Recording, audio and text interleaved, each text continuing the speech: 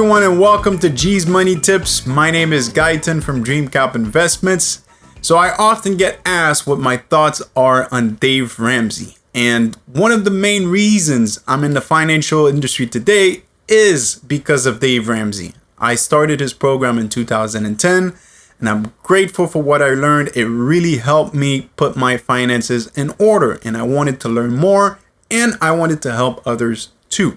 So over the years, I got my licenses, certifications, course studies, and now I've been in practice for 7 years as a fiduciary financial advisor. And I've had a chance to meet with my fair share of clients, and I can give you now my opinion on what I've seen and what my thoughts are truly about Dave Ramsey's program. So let me first start by telling you, yes, the 7 baby step program does work. I've done it myself. I've seen others do it, and it does work. All right, so let's get a little more in detail.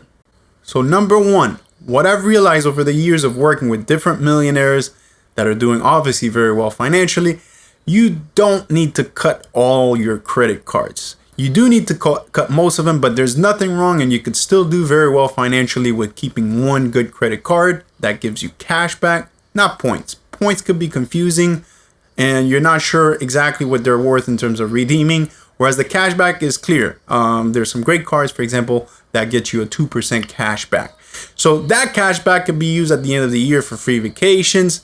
I've seen business owners who buy merchandise for the business, and these are expenses that you would make anyways, not to buy things that you'll figure out how to pay later. No, the point is to use it for everyday expenses that you would be using for anyways, and then earn a cash back for either free vacation if you're a business owner, maybe marketing dollars.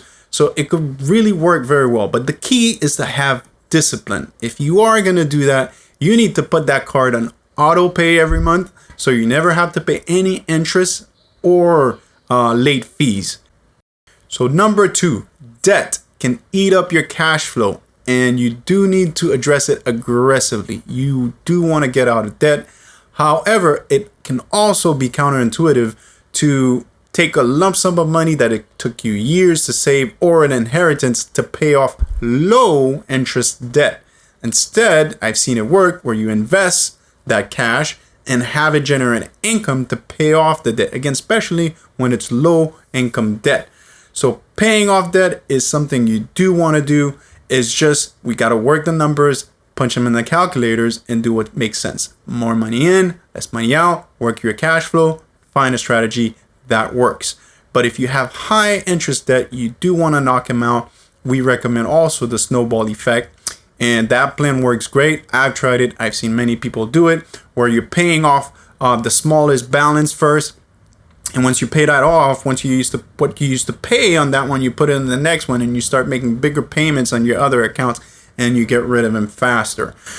But there's also situations where, for example, if you have $4,000 in student loans at 4% and you have a $10,000 credit card at 25%, anyway I punch this in the calculator, I'm going to save a lot of money by paying that $10,000 credit card first.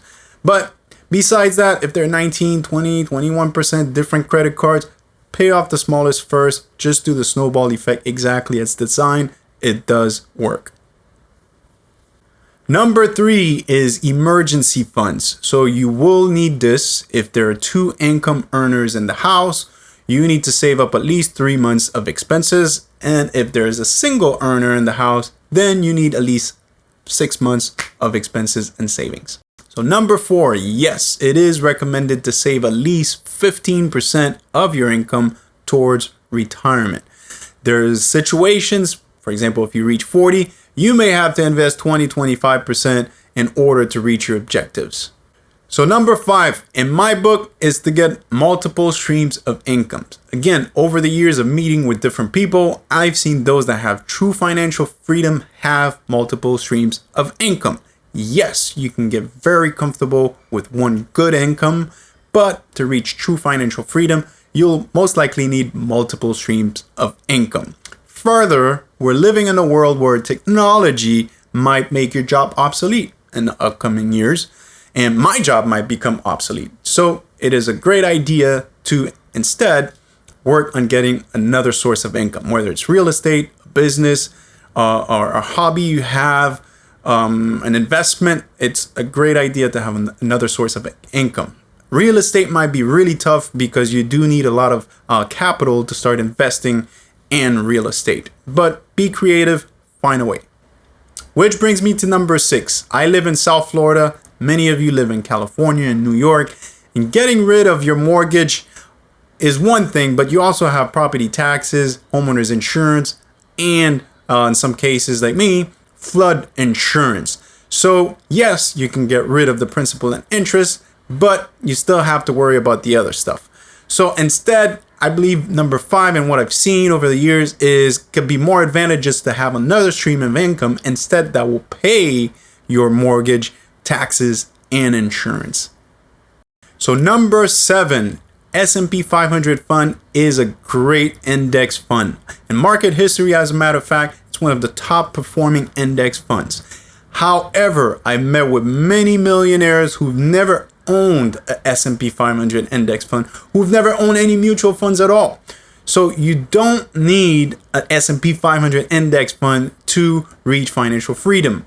There's other ways to do it. I've seen people do it with universal life insurance. Yes, I've seen people do it with annuities. Yes, but there are good mutual funds and there are bad ones. Same where there are good annuities and bad ones. So you have to do your homework.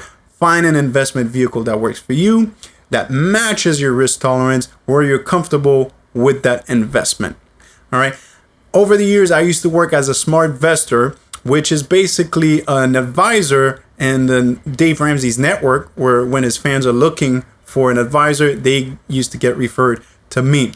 And we would reach a point where they would complete all 6 baby steps. And at number 7, they do not want any market risk at all. They cannot deal with the fear daily of having a market crash. And we used to have to find alternative vehicles for them to invest, where as a fiduciary, I have to abide by the client's risk tolerance. So in a nutshell, Dave Ramsey's program does work. It's a great program. If you're not following one, I do recommend you follow it, but you don't have to follow it to the T for it to work. The key to the program is discipline. You want to have discipline, you want to make good decisions, and you want to do your homework in order to reach financial success. If you like what you heard, go ahead and subscribe below. And thank you for joining me on G's Money Tips.